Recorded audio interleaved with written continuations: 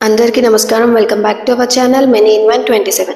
ఈరోజు మనం కామధేను విగ్రహం లేదా పటం ఇంట్లో ఉంచవచ్చా, అసలు ఇంట్లో ఉంచితే ఎక్కడ పెట్టాలి, పూజ గదిలో పెట్టవచ్చా, పూజ ఎలా చేయాలి, ఉంటే ఎలాంటి ఫలితాలు మనకి దక్కుతాయి, పూజ చేయడం వల్ల ఎలాంటి శుభం జరుగుతుంది, ఇలాంటి ఎన్నో విషయాలైతే మనం ఈరోజు గోమాత గురించి కామధేనువు గురించి అయితే తెలుసుకుందాం.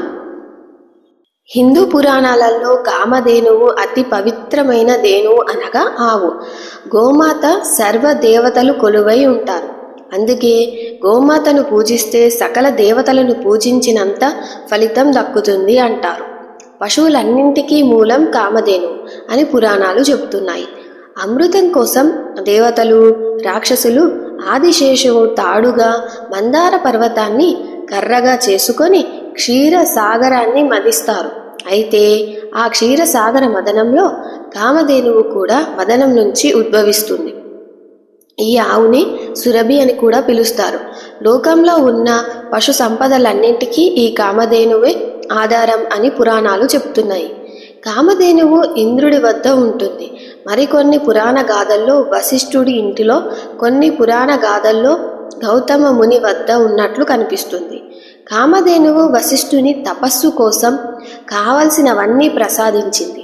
కామధేనువు పుత్రిక శబల అనే గోవు. కామధేనువు పుత్రుడు నంది.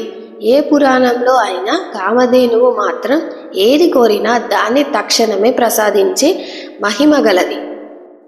హిందూ పురాణాలలో కామధేనువు కేవలం ఒక దైవిక ఆవు మాత్రమే కాదు, సంతానోత్పత్తి, శ్రేయస్సు మరియు సమృద్ధికి చిహ్నం కూడా.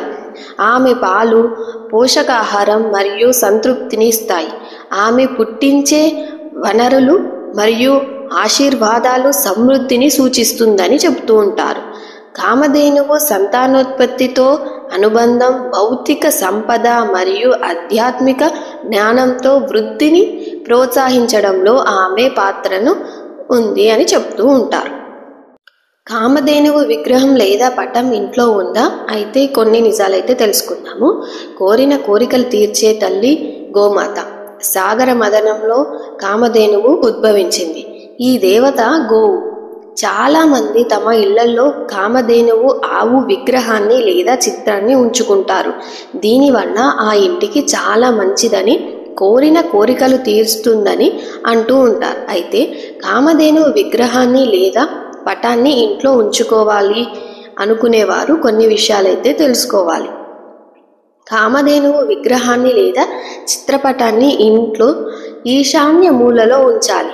ఈ దిశన దేవతలు దిశగా భావిస్తూ ఉంటారు. కామధేనువు విగ్రహాన్ని ఈ దిశలో పెట్టుకుంటే ఇంట్లో సానుకూల శక్తి ప్రవాహం పెరుగుతుందట. దీని కారణంగా ఆనందం, శాంతి వాతావరణం కొనసాగుతూ ఉంటుంది. కానీ కామధేనువు విగ్రహాన్ని పొరపాటున కూడా దక్షిణ దిశలో ఉంచకూడదంట. ఇలా చేయడం అస్సలు శుభప్రదం కాదు అని అంటూ ఉంటారు. వాస్తు ప్రకారం కామధేనువు విగ్రహాన్ని ఇంటి పూజ గదిలో ఉంచుకోవచ్చు. అలాగే ఈ విగ్రహాన్ని సులభంగా కనిపించే ప్రదేశంలో ఉంచడం వల్ల ప్రయోజనాలు ఉంటాయి. అప్పుడే దాని ప్రభావం బాగుంటుంది. ఇంటి ప్రధాన ద్వారం వద్ద కామధేనువు విగ్రహం లేదా చిత్రపటాన్ని ఉంచవచ్చు. ఆఫీసులలో లేదా వ్యాపార స్థలాల్లో కామధేనువు విగ్రహం లేదా చిత్రపటం ఉంచాలి అనుకుంటే ఈ ఉత్తర లేదా తూర్పు దిశలో పెట్టుకోవడం మంచిది. వాస్తుశాస్త్ర ప్రకారం ఇత్తడి, రాగి, వెండి లేదా బంగారంతో చేసిన కామధేనువు ఆవు విగ్రహాన్ని ఇంట్లో ఉంచుకోవడం పవిత్రం. ఇది కాకుండా ఇంట్లో పాలరాయి లేదా బంకమట్టితో చేసిన విగ్రహాన్ని కూడా ఉంచుకోవచ్చు. విగ్రహానికి ఒక దూడ కూడా ఉండేలా ప్రత్యేక శ్రద్ధ తీసుకుంటే మంచిది. కావాలంటే ఇంట్లో కామధేనువు చిత్రపటాన్ని కూడా ఉంచుకోవచ్చు.